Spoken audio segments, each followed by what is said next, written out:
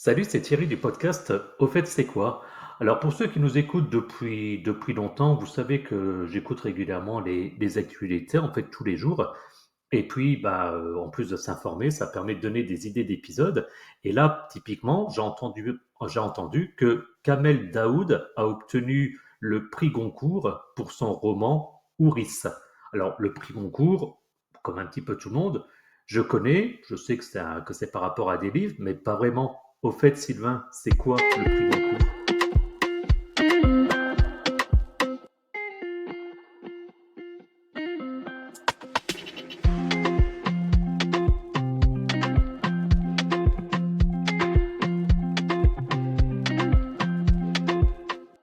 Salut Thierry, salut à tous. Eh ben écoute, le prix Goncourt, bon ça, comme on le sait, c'est un prix qui décerne, en tout cas, une récompense pour la meilleure œuvre littéraire en fonction du jury, et ça, tous les ans.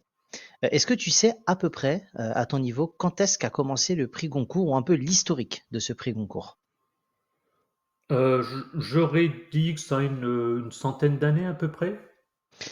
Alors, on n'est pas loin, on est même plus que ça, parce que Hmm. concrètement, il a été créé par Tamman par Edmond de Goncourt en 1892, en sachant qu'Edmond de Goncourt est mort en 1896. Mais dans ses derniers vœux, il a mentionné effectivement la création de ce prix littéraire et qui récompense des auteurs d'expression française et qui est décerné annuellement par la suite par l'Académie Goncourt. L'Académie Goncourt, c'est une société littéraire des Goncourt, dite Académie, et qui a été officiellement fondée en 1903. Et c'est pour ça que le premier prix Goncourt a été décerné en 1903, c'est-à-dire 1892. Il le dit dans son testament, il meurt en 1896, le temps de créer et de chapeauter tout ça. 7 années plus tard, c'est la création et le premier prix.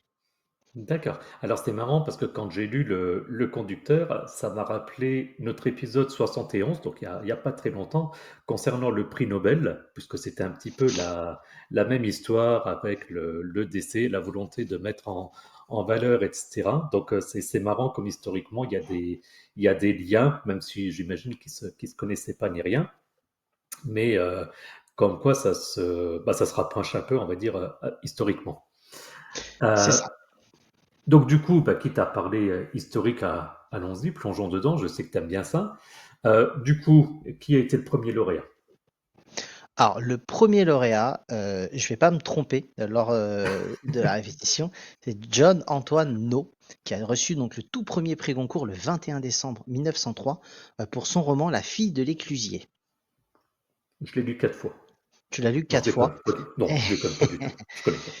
Et donc, c'est le tout premier, effectivement. Les frères Goncourt, parce qu'à la base, ils étaient plusieurs frères, ils étaient deux, eux avaient décidé en gros qu'après leur mort, leurs biens seront vendus et ils voulaient décerner avec 10 jurys, justement, des sommes et pour pouvoir mettre en avant. Donc, c'est des 10 académiciens qui pouvaient vivre de leur plume, qui étaient rémunérés à hauteur de 6 000 francs par an par l'Académie Goncourt et pour Ah oui. décerner un prix annuel de 5 000 francs or. Donc, je ne vais pas rentrer plus dans le détail parce qu'après, il y avait tout un cadre juridique et autres, mais c'était vraiment dans leur passion de la littérature et de leur métier qui était d'être écrivain, de pouvoir permettre de faire vivre des gens de cette passion-là. Oui, parce que forcément, j'imagine, surtout à l'époque, il n'y avait pas forcément des bibliothèques ou bien comme ça, et en tout cas, même sans parler des bibliothèques, il n'y avait pas de droit particulier. Donc effectivement, c'est vrai que je me pose la question, même comment est-ce que les écrivains gagnaient leur vie. Souvent, t'avais des écrivains publics et puis il fallait être un écrivain renommé, donc il fallait Ouais, avoir ce petit temps-là. Depuis 1903, tu as un chèque qui est remis au lauréat du prix Goncourt, qui d'accord. dans un premier temps distinguait à l'origine des romans naturalistes. C'était pour échapper à l'érudition qu'affectionnent les académiciens. C'était quelque chose de plus ouvert, si tu veux, qui était peut-être un petit peu moins auto-centré sur cette académie et qui pouvait justement souvent être un peu en autarcie, si tu veux, en vase clos. Donc ça permettait d'aller récompenser d'autres personnes. D'accord. Et du coup, forcément, donc comme on a dit, ça a 120 ans à peu près, donc ça a évolué au fur et à mesure du temps. Comment ça a évolué en fait? J'imagine que tu as fait des recherches un peu sur ça. Alors, juste, tu me connais, hein, l'évolution et Bah oui. l'histoire. Il y a eu plusieurs étapes. La première, c'était le conservatisme. Donc ça, c'est vraiment début du XXe siècle. Le prix récompensait souvent des romans, donc comme je l'ai expliqué auparavant, réalistes et naturalistes, dans la lignée des œuvres des frères Goncourt. Il y D'accord. avait quand même un petit peu un hommage par rapport à ça. Il y avait une notion d'homme de lettres. Les premiers académiciens étaient principalement des hommes de lettres, souvent issus de milieux littéraires parisiens. Donc tu vois, il y avait un côté très conservateur et en même temps ouvert sur un type d'écriture qui n'était peut-être pas tout le temps à la mode à ce moment-là. D'ailleurs, on l'a pas précisé parce que ça paraît évident. En tout cas, pour moi, ça l'est. Mais c'est un prix typiquement français. Exactement. Voilà. Exactement. Au fil des décennies, bah, le prix s'est ouvert à des genres plus variés, comme le roman Mhm. psychologique, le roman historique ou le roman expérimental. Alors, il faudrait essayer d'en trouver pour voir un peu à quoi correspond un roman expérimental. Est-ce que tu en connais un comme ça, pêle-mêle? Je t'en file rien. J'ai fait une expérimentation. Je je sais pas si on peut le classer d'expérimentation, mais je fais un coucou à Nico qu'on connaît tous les deux, qui je sais s'était lancé dans un roman. Je sais pas où est-ce qu'il en est. Ça fait longtemps que j'en ai pas parlé. Maintenant, Mhm. blague à part, non, je sais pas à quoi correspond le principe d'un roman expérimental.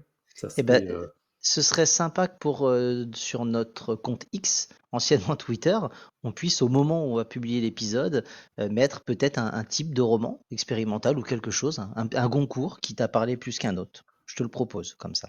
bah, à voir, ouais, éventuellement. Ou bien les gens pourront revenir Oui, vers nous s'ils ont des exemples. Euh, exactement.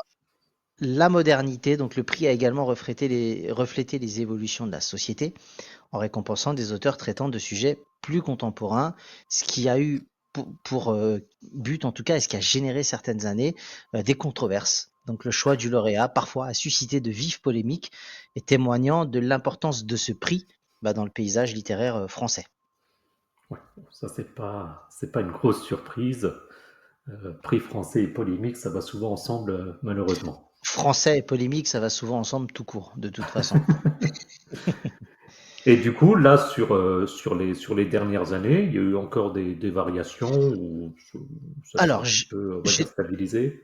J'ai trouvé des infos pour le 21e siècle avec une plus grande diversité. L'Académie Goncourt s'est ouverte à une plus grande plage d'auteurs, y compris avec l'élection de femmes et d'auteurs issus de l'immigration, comme Kamel Daoud par exemple.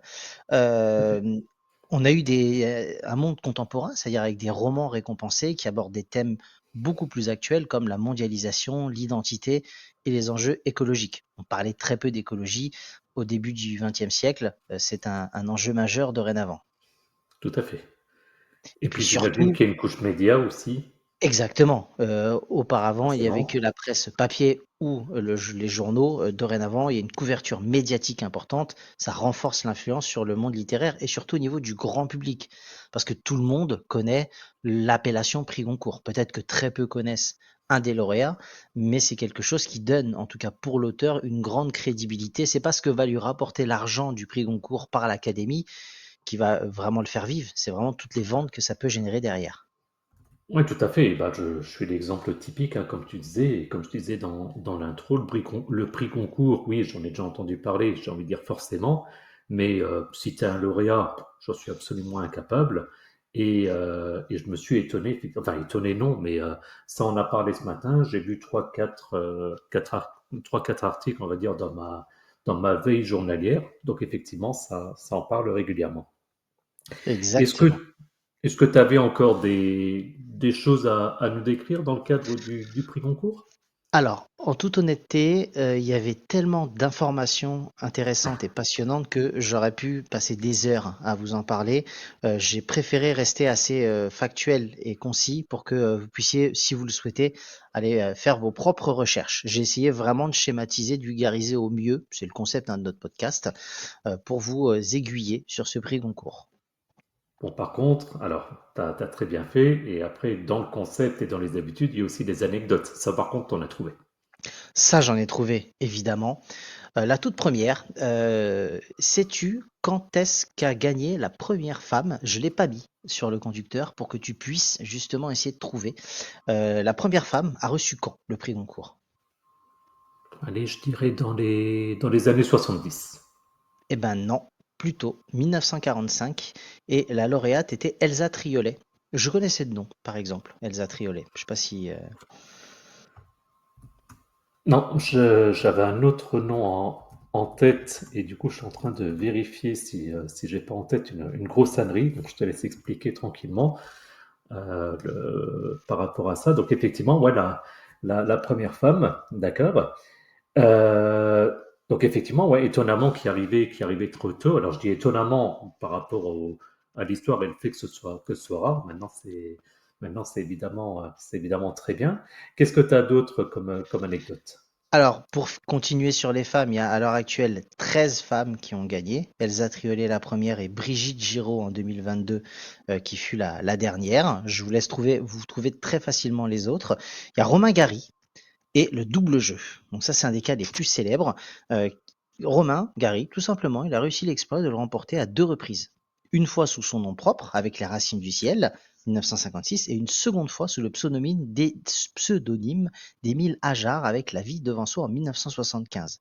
Et ça, ce tour de force littéraire, il a été longtemps été un secret bien gardé. D'accord. Est-ce que tu avais déjà entendu parler de ça? Pas du tout. Voilà, donc Je dois Romain. avouer qu'au niveau littérature, c'est pas ce qui me passionne le plus. J'ai fait des études beaucoup plus scientifiques que littéraires et les livres, je me suis arrêté principalement à Agatha Christie, Ok. tellement à Eh tort, mais voilà. Eh ben, cette histoire est passionnante. Si vous tapez Romain Gary sur Internet, vous verrez que c'est une jeune lectrice qui a réussi à démasquer Romain Gary. Je ne vous en dis pas plus. Je vous laisse regarder les articles, c'est passionnant. Ensuite, Je profite, oui, je me permets de t'interrompre parce que j'ai vérifié, donc ce que j'avais en tête était correct. Et quand je te disais les années 70 pour le premier titre pour une femme, je pense que c'était parce que j'avais ça en tête. En fait, en 1968, c'est Marguerite Yourcenar. ah ouais, très connu. Voilà. Et donc j'avais Marguerite Yourcenar en tête et c'est pour ça que j'ai vérifié du coup à l'instant. Et 1968, donc je pensais que c'était la première femme. Ok, bah écoute, en tout cas, ta mémoire était correcte sur le principe que dans les années 70, il y en a bien eu une. Voilà. Deuxième anecdote, le jeune intrus. En 1958, c'est un adolescent de 16 ans, Alain Ayache, qui s'est introduit clandestinement dans le restaurant Drouan pendant la délibération du jury. Il a installé un micro et il s'est caché dans le placard à balai pour écouter les discussions. Heureusement, son petit jeu n'a pas été découvert, donc il a pu profiter de la délibération en direct du prix Goncourt. J'ai trouvé cette anecdote assez incroyable. D'ailleurs, s'il pourrait sortir de ton placard et nous dire coucou au micro, Ça éventuellement. aurait été, ouais, 1900. Oh, il doit être encore en vie, hein, Alain Ayache. On pourra retrouver. Bon, voilà. S'il nous écoute, hein, qu'il nous fasse signe. Exactement. J'ai trouvé ensuite anecdote, on va dire plutôt dans le rôle de la presse, parce que ça a toujours été un événement médiatique, et les journaux consacrent de longues enquêtes aux favoris, les critiques littéraires s'affrontent et les maisons d'édition rivalisent d'ingéniosité pour promouvoir les auteurs. Alors ça, je vous laisserai regarder parce que c'est vraiment comme une espèce de jeu un peu politique, marketing, dès qu'un Goncourt est décerné. Et c'est vrai que je trouvais que l'anecdote était saisissante, même s'il n'y a pas de chiffres, pour mettre en avant tout ce business que ça génère derrière. Et puis je suis sûr qu'il y a aussi des paris en ligne, très certainement. Oh, ça doit se faire dorénavant, on parie sur tout. Et dernière anecdote, pour éviter que l'émission ne fasse 18 heures, les dîners de l'académie, les réunions de l'académie Goncourt se déroulent souvent dans une ambiance très particulière, souvent décrite comme conviviale et bon enfant. Les académiciens se retrouvent régulièrement pour déjeuner, dîner, et ces moments sont propices aux échanges et aux discussions animées sur la littérature. Donc tu as comme un club, une académie, hein, Goncourt, qui aime se retrouver de temps en temps. Il doit peut-être y avoir un petit peu d'alcool dans ces soirées-là et beaucoup de bouffe, mais il doit y avoir des discussions animées, ça doit être très sympa. Ouais, c'est clair, On va je veux faire bien une Alain voir. Ayache, on va faire une Alain Ayache pour essayer de pouvoir se glisser dans ces réunions-là. Moi, je connaissais William Ayache, mais bon, c'était un footballeur, donc tu vois, C'est moi, je suis pas, plus dans le foot, quoi. on a les références qu'on le mérite. Eh ben, Sylvain, merci beaucoup. Moi, du coup, j'ai appris Merci. plein de choses comme souvent. J'espère que c'est pareil pour nos éditeurs. T'as encore quelque chose à rajouter ou c'était bon? C'est bon pour moi. Eh ben alors, on se retrouve comme d'habitude après le générique. Merci beaucoup.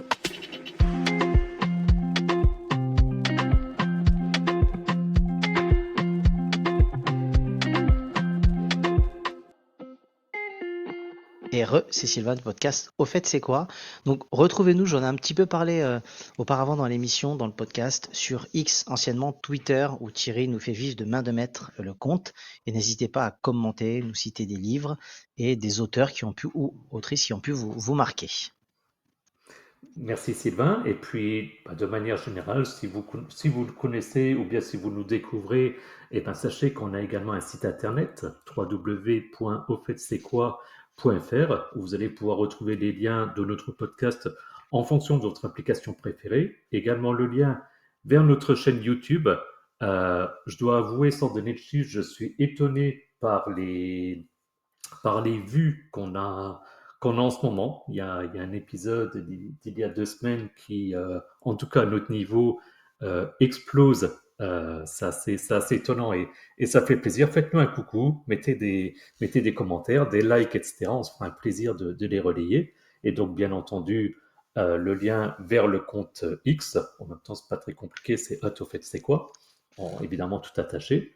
Et puis, vous pouvez également consulter les notes de l'épisode pour obtenir les liens vers notre page Patreon si vous souhaitez nous soutenir financièrement. Et enfin, notre serveur Discord pour discuter entre vous et avec nous. Et également, depuis quelque temps, je poste un message sur Discord quand justement la vidéo est disponible sur YouTube parce qu'elle est toujours un petit peu après le podcast.